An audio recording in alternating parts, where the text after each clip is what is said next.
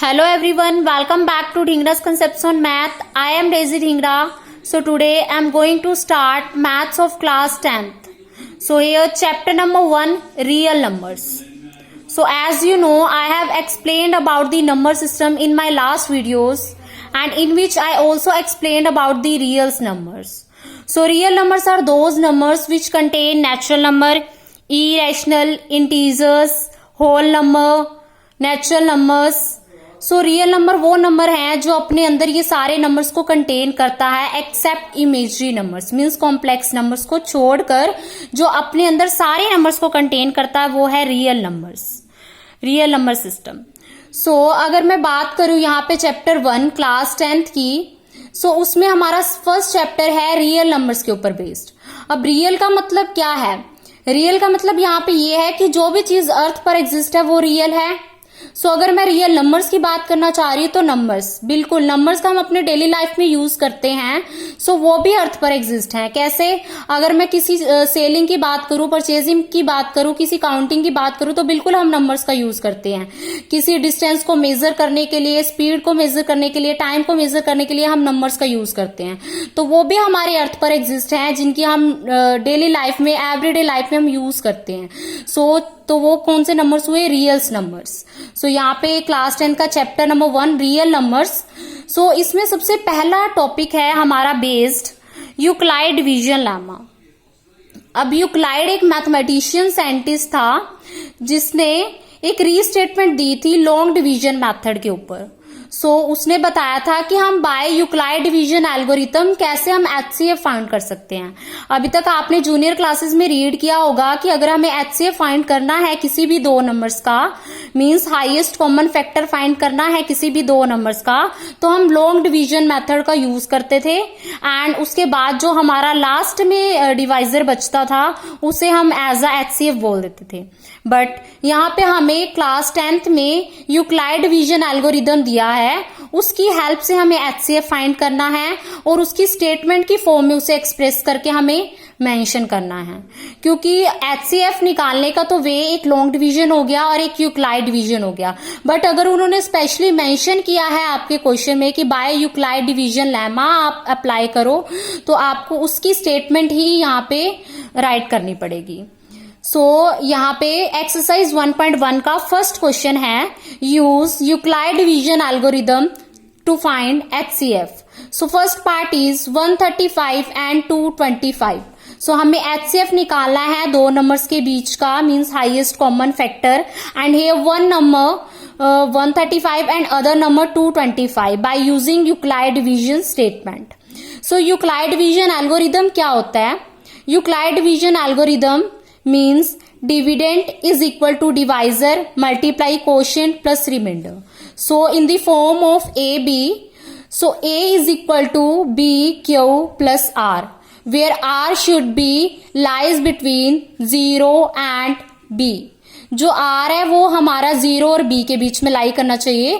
यहाँ पर सबसे पहले आपको पता होना चाहिए A क्या है. A is a dividend. Dividend means जिस नंबर को हम डिवाइड करने लगे हैं. Divisor B is a divisor. Divisor means जिस नंबर से हम डिवाइड कर रहे हैं. Q is a quotient, means divide करने के बाद जो हमारा आएगा जिस पर हमारा डिवाइड होगा. And R is a remainder, जो हमारा लेफ्ट रह जाएगा. सो यहाँ पे जो रिमाइंडर है वो 0 के इक्वल या 0 से बड़ा होना चाहिए और किससे छोटा होना चाहिए? डिवाइजर से, जिससे डिवाइड करें उससे छोटा होना चाहिए. सो यहाँ पे आप देख पा रहे होंगे Euclid division algorithm A is equal to BQ plus R, where R lies between 0 and B. 0 और B के बीच में लाई कर रहा है. So where A is a dividend, B is a divisor, Q is a quotient and R is a remainder. So here first part of class 10th exercise 1.1 real number is 135 and 225. By using Euclid division lemma, firstly you have to check the number which one is greater. If the first number is greater than other, then you will consider the first number as dividend and consider the other number as a divisor. So here two numbers are given and you have to check which one is greater. So here 225 is greater than 135. सो अगर 225 बड़ा है and 135 छोटा है, so you will consider 225 as a dividend and 135 as a divisor. Means dividend मतलब जिसको divide करना है and divisor मतलब जिससे डिवाइड करना है। सो 135 के टेबल पे आप चेक करोगे तो ये 1 पर ही जाएगा। सो सब्ट्रैक्ट करके हमारे पास क्या लेफ्ट रह जाएगा, 90। उसके बाद आपको क्या करना है, उसके बाद आपको करना ये है कि जो भी आप 135 को ले रहे हो, उस 135 को आपको एज अ डिविडेंड कंसीडर करना है और जो आपका रिमाइंडर आएगा उसको आपको डिवाइजर मान लेना है। मींस जो यहाँ पे नंबर होगा वो हमारा बीच में चला जाएगा और जो हमारा रिमाइंडर आया होगा वो हमारा क्या बन जाएगा, डिवाइजर। ये लॉन्ग डिवीजन का मेथड बता रही हूं। अभी मैं आपको बताऊंगी यूक्लाइड डिवीजन लेमा में रिटर्न कैसे करनी है आपको स्टेटमेंट। सो उसके बाद आप 90 1 जा 90 सब्ट्रैक्ट करोगे, क्या आएगा, 45। मैंने क्या बताया कि जो हमारा डिवाइजर होगा नेक्स्ट स्टेप में वो हमारा क्या बन जाएगा, डिविडेंड, और जो हमारा रिमाइंडर होगा वो हमारा क्या बन जाएगा, डिवाइजर। सो 45 2 जा 90 एंड रिमाइंडर इज 0। रिमाइंडर 0 आ गया। तो ये प्रोसीजर आपको कब तक करना है, जब तक आपका रिमाइंडर 0 नहीं आ जाता, तब तक हम लॉन्ग डिवीजन का मेथड यूज करते थे। और लास्ट में जो हमारा डिवाइजर होता था हम उसको बोल देते थे हमारा HCF है, वो by using long division pattern.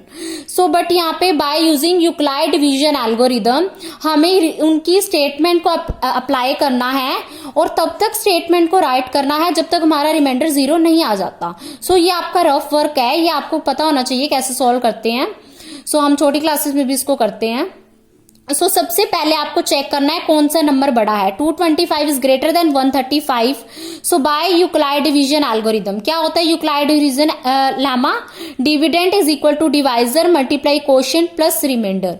So dividend क्या है, जिसको हमने बीच में रखा है, और डिविडेंड कैसे पता चलेगा कौन सा लेना है, जो नंबर बड़ा होगा वो डिविडेंड होगा। आई होप सो आप समझ पा रहे हैं। So dividend is 225, divisor is 135, quotient is 1 and remainder is 90 here. Remainder is 90 here. So next step again, remainder is not equal to 0। Remainder 0 नहीं है। सो हमें यूक्लाइड डिवीजन लेमा की statement को दोबारा राइट करना है। हमें क्या करना है, दोबारा राइट करना है स्टेटमेंट को। सो स्टेटमेंट को मैं दोबारा लिखूंगी, क्या लिखूंगी, जो हमारा डिवाइजर है उसको डिविडेंड मानूंगी और जो हमारा रिमाइंडर है उसको क्या कंसीडर करूंगी, डिवाइजर। क्या कंसीडर करूंगी, डिवाइजर।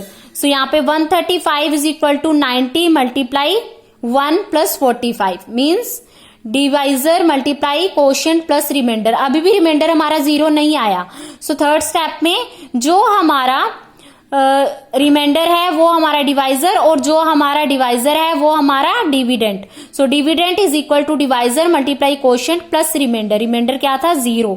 सो थर्ड स्टेप में हमारा रिमाइंडर 0 हो गया। सो यहीं पे हम स्टॉप करेंगे और जो हमारा डिवाइजर होगा उसको हम क्या बोलेंगे, HCF। So HCF of 135 and 225 is 45।